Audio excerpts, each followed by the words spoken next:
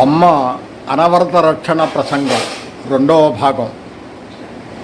గతంలో ఒకసారి అమ్మ తన బిడ్డలను ప్రత్యేకించి మా కుటుంబ దృష్ట్యా ఎలాంటి అనవరత రక్షణ కల్పించింది చూసాం.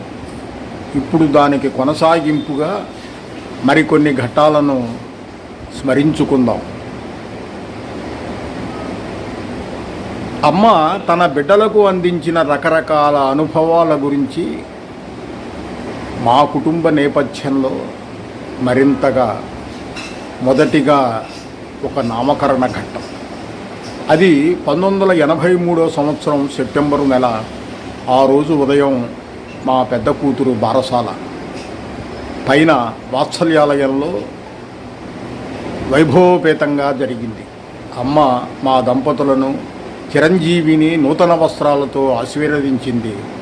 నామకరణం నాగేంద్రమణి అని చేసి పూలతో ఆశీర్వదించింది. బిడ్డతో దంపతులం కిందకు వచ్చాము. నిజం చెప్పొద్దు, పేరు విషయంలో మాకు కొంత అసంతృప్తి కలిగింది. అట్లా అని అది అంత పెద్దదేమీ కాదు. అమ్మ పెట్టిన పేరు ఏదైనా ఆమోదించే భక్తి ప్రపత్తులకు లోటేమీ లేదు. అమ్మకు బహిప్రాణమై మెలిగిన రామకృష్ణన్నయ్య కొడుకును నేను. అమ్మ బోధనలు తూచా తప్పకుండా పాటిస్తూ అమ్మ తప్ప అన్యమెరుగని కొత్తగూడెం మొగులూరి శ్రీ రామచంద్రరావు గారి అమ్మాయి మా శ్రీమతి శ్యామల. కనుక పేరు గురించి గప్చిప్. మా తల్లిదండ్రులతో కూడా అసంతృప్తి వ్యక్తపరచలేదు. కానీ చీకటి పడ్డ తర్వాత వసుంధరక్కయ్య దగ్గర నుండి కబురు వచ్చింది, పసిదానితో సహా రమ్మనమని. అది సుగ్రీవాజ్ఞ కనుక అలాగే వెళ్ళాం. అమ్మ బిడ్డను ఒడిలోకి తీసుకుని, నాన్న నీ పేరు మానిస్తున్నారా, నీ పేరు నాగేంద్రమణి కాదురా నాగేంద్ర దీప్తి అని మా వంక కొంటెగా బాగుందా అని చూసి మేము సంభ్రమాశ్చర్యాలతో చూస్తుంటే ఆ కొత్త పేరు ఒక తెల్ల కాగితం మీద ఆకుపచ్చ స్కెచ్ పెన్నుతో అమ్మ స్వయంగా వ్రాసి బిడ్డ బొజ్జపై ఉంచి పూలు జల్లింది. మరలా యథాప్రకారము నూతన వస్త్రాలతో ఆశీర్వదించింది. ఏమిటి దీనికి కారణం? ఇంతవరకు ఇలా ఎప్పుడూ ఎవరికీ జరగలేదే. పైగా స్వయంగా అమ్మే వ్రాయటం ఏమిటి అని అందరూ చెవులు కొరుక్కున్నారు. ఇలా జరగటంలో అంతరార్థం ఏమై ఉంటుందో. ఇది నిజంగా ఒట్టి నామకరణమేనా, లేక అమ్మ రక్షణ తంత్రమా? చూద్దాం, భవిష్యత్తులోకి వద్దాం. ఆనాటికి భవిష్యత్తు, ఈనాటికి గతం. రక్షణ చక్రం. మేము బాపట్టలో కాపురం పెట్టి 2 నెలలైంది. మా పెద్దమ్మాయి దీప్తికి 5వ నెల. మేము ఉండేది మున్సిపల్ క్వార్టర్స్లో. వరుసగా ఇళ్ళుండేవి.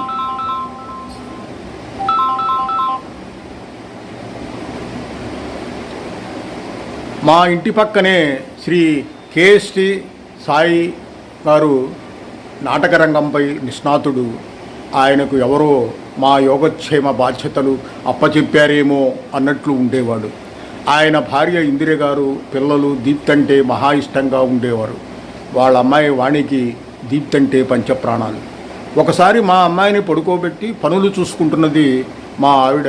ఇంతలో ఎవరో బిచ్చగత్తె వచ్చింది, భిక్షం అడిగింది. అన్నం తీసుకొద్దామని మా ఆవిడ లోపలికి వెళ్ళింది. మరలా గదిలోకి వచ్చి చూస్తే పక్కలో పిల్లలేదు. ఒకవేళ ఇందిర గారు ఏమన్నా తీసుకుని వెళ్ళిందేమో అని ఒక అడుగు ముందుకు వేస్తే బిచ్చగత్తె కూడా కనిపించలేదు. బిచ్చగత్తె ఎత్తుకుపోయిందని నిర్ధారణకు వచ్చి కేకలు పెట్టింది. పక్కనే ఉన్న 5-6 ఇళ్ల వాళ్ళు పరుగున వచ్చారు. అందరూ తలా ఒకవైపు పరిగెత్తారు. ఎవరన్నారు లోకంలో మానవ సంబంధాలు ముఖ్యమైనవి అని? నేను ఎలాంటి సంకోచం లేకుండా చెప్పగలను. నా జీవితంలో ఇతరుల సహకారం చెప్పనలవి కానిది. ఒక రకంగా వారి సహకారం లేకపోతే నా జీవితం ఇలా ఉండేదా? ఖచ్చితంగా ఉండేది కాదు. ఒక్కొక్క సమయంలో ఒక్కొక్కరు. పెద్దమ్మాయికి వీరైతే చిన్నమ్మాయి అనసూయ అవంతికి కారంపూడిలోని డాక్టర్ ఆచార్య గారు, శ్రీమతి దుర్గ గారు, పెనుమాకలో మణిగారు, మా అబ్బాయి హైమాకరికి ఉండవల్లి సెంటర్లో ఉప్పు సూర్యనారాయణ వసుంధర దంపతులు అమిత ప్రేమను పంచారు. వీళ్ళందరూ అమ్మ మాకు రక్షణగా ఏర్పరిచిన అమ్మ ప్రతినిధులే. సరే, ఆ రోజు విషయానికి వస్తాను. తలో దిక్కుకు వెతకడానికి వెళ్ళిన వారికి రైల్వే ట్రాక్పై పిల్లలతో వెళుతున్న బిచ్చగత్తె కనిపించింది. పిల్లను ఆమె దగ్గర నుండి తీసుకుని ఆమెను లాక్కొచ్చారు. పిల్ల ముద్దు వస్తే ఎత్తుకున్నాను తప్ప ఎదురు ప్రశ్నించింది ఆమె.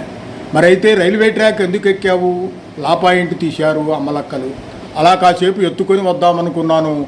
ఆమె సమర్థింపు. పట్టుబడ్డా ఒప్పుకోని వైనం.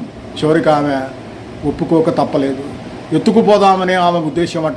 కానీ ఎందుకో కాళ్లకు ఏదో అడ్డం పడ్డట్లయి ముందుకు పోలేకపోయిందట. అమ్మ రక్షణ కవచం దాట ఎవరికైనా సాధ్యమే.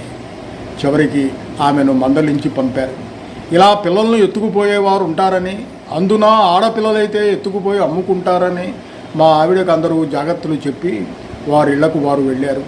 పిల్లను ఆప్యాయంగా మరోసారి దగ్గరకు తీసి లోపలికి తీసుకువెళ్ళి స్నానం చేయించి సాంబ్రాణి వేసి ఊపిరి పీల్చుకుంది మా ఆవిడ.